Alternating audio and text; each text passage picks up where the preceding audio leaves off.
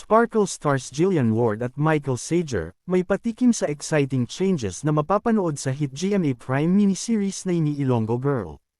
Todo hype ang buong team na bumubuo sa My Ilonggo Girl dahil sa big changes na mangyayari sa kwento ni Tata played by Jillian Ward at ng karakter ni Michael Sager na si Francis.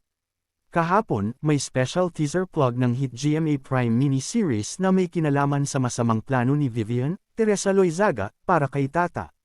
Lahad ng Star of New Gen sa panayam sa kanya ng 24 na oras, tutukan ng manunood ang mga susunod na tagpo sa tatlong pangunahing karakter sa My Ilonggo Girl. Ani Jillian, abangan po nila kung maayos pa ba nina Francis at Venice yung sa kanilang dalawa or anong gagawin ni Venice kay Tata. Sinigundahan naman ito ni Michael na malaki ang epekto ng malaman ni Francis ang panloloko sa kanya ng misis na si Venice. Paliwanag niya, of course, napakasakit nito para kay Francis yung asawa niya niloko siya. So, makikita po natin yung gagawin ni Francis sa confrontation nila. That also affects the relationship of Tata and Francis.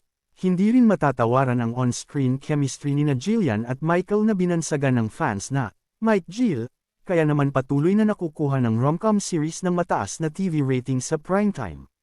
Dito, nagkwento si Jillian sa 24 na oras kung paano inaalagaan ng kanyang ka-love team ang mga co-star niya sa set. Ilang months pa lang kami nagwo-work together. He is very down to earth din si Michael and talagang nage effort po siya na maging komportable yung mga katrabaho niya. Sabi naman ni Michael na ang pagtatambal nila ng kapuso actress ay itinuturing niyang unexpected blessing.